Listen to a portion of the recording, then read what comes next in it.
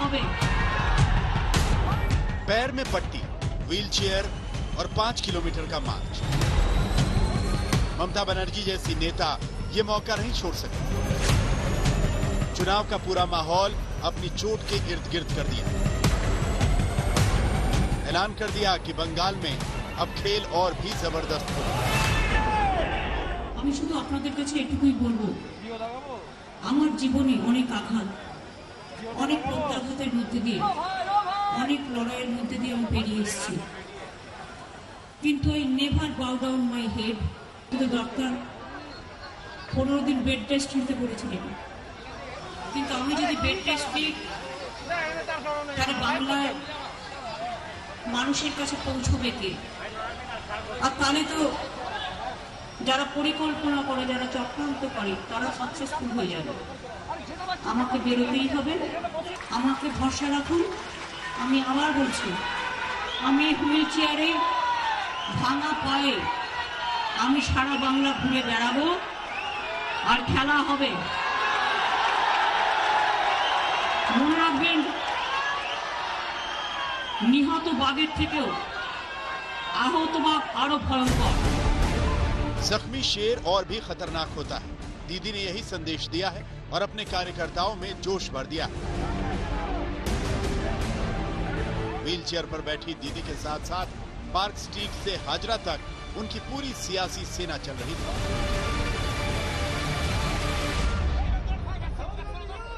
यात्रा शुरू हो गई। हम सोच रहे थे कि शायद वो मंच पे जाए और कुछ कहे, लेकिन वो मंच पे नहीं गई और सीधा उनको बाहर लेके आया गया है। मैं देख सकता हूँ आगे एम्बुलेंस भी रखा गया है। मीडिया का जवाब आप देख सकते हैं, भीड़ देख सकते हैं, और जो तृणमूल समर्थक है उनके उत्साह भी आप खासा देख सकते हैं। भगदड़ जैसी मच गई है, और यही होता है। ममता बनर्जी जब भी कहीं पे जाती है तो भीड़ उभर के आती है।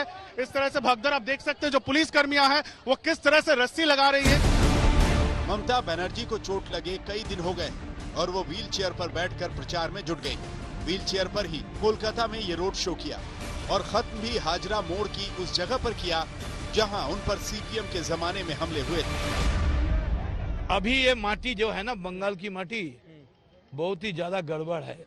इसमें ज्यादा खेलने को मत करो, ज्यादा खेलने को कोशिश मत करो, क्योंकि इस बार जो खेला होगा ना, ये आखिरी खेला। आप एक बात सुना था ना शोले का, ठाकुर ये हाथ मुझे दे दे ठाकुर। देखिए, बंगाल की नया स्लोगन है, अमित मोदी कांदबे जाबे शेषेर खेला सेदिन हबे। Oh lovely. ममता बनर्जी अपनी पुरानी पॉलिटिक्स को रिपीट कर रही है। बस उनके सामने अब चैलेंज दूसरा है, सियासी दुश्मन दूसरा है। अपनी चोट से बने नए माहौल में वो आक्रामक बीजेपी के सामने अपने लोगों को बड़ा संदेश दे रही है।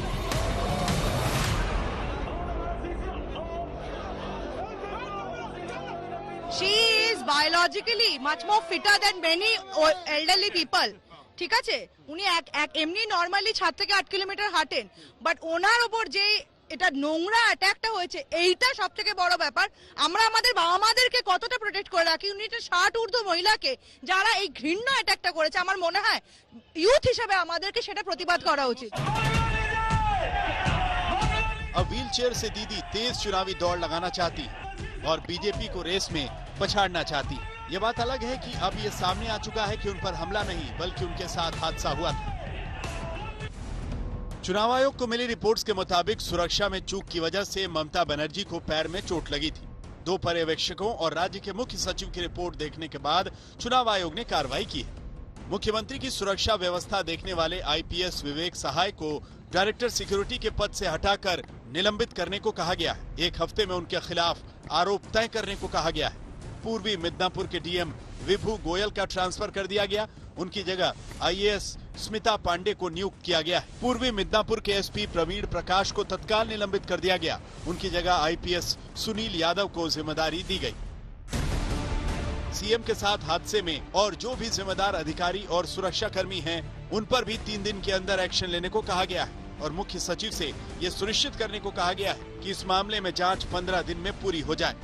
लेकिन सवाल यह है कि चुनाव आयोग की इस कार्रवाई के बाद भी क्या दीदी अब अपनी चोट पर बात नहीं करेंगी और चुनावी माहौल नहीं बनाएंगे? और क्या उनकी चोट से वोट युद्ध नहीं होगा जो पिछले 3 दिन से चल रहा है? वो सहानुभूति प्राप्त करना चाहते थे कि विपक्ष ने मुझे मारा, पहले बंगाल की बेटी, फिर बंगाल की बेटी को मारा, ऐसे श्रृंखला उनकी चलने वाली थी शायद। पर मैं मीडिया को धन्यवाद देना चाहता हूँ कि उस श्रृंखला को उन्होंने ब्रेक कर दिया और उनका षड्यंत्र उजागर हो गया। उन्होंने कहा कि मुझे 5-6 लड़कों ने धक्का दिया, बाकी उनका ही एडमिनिस्ट्रेशन, उनके ही सीएस ने जो चुनाव आयोग को रिपोर्ट दी है उसमें कहा कि ऐसी कोई घटना नहीं हुई, ये एक दुर्घटना है। और इससे ममता जी का चेहरा बेनकाब हो गया जनता के सामने। अब वो भले ही चेयर पर बैठकर, व्हील चेयर पर बैठकर सहानुभूति प्राप्त करने के लिए जनता के बीच में जाएं, पर ऐसे कॉन्स्पिरेंसी करने से सहानुभूति नहीं मिलती। दीदी, पब्लिक जो है ना, कुछ दिन के लिए हो सकता है कि भटक जाए। 10 साल से वो भटक रही है ना। उनके परिवर्तन से परित्राण मिलने का समय आ गया है। अब व्हील चेयर हो या ना कार्ट व्हील हो, कुछ भी हो, इससे आप पब्लिक का सिंपैथी जो है वो नहीं कर सकते। ये सिंपल सी बात है। अब भले ही ममता की चोट को हादसा मान लिया गया, लेकिन इससे दीदी और टीएमसी को अब कोई फर्क नहीं पड़ेगा। उन्होंने व्हील चेयर पर बैठकर चुनावी संदेश दे दिया है और वो अब इसी पर प्रचार करने आज से निकल पड़ी। पौलमी साहा के साथ इंद्रजीत कुंडू, आज तक।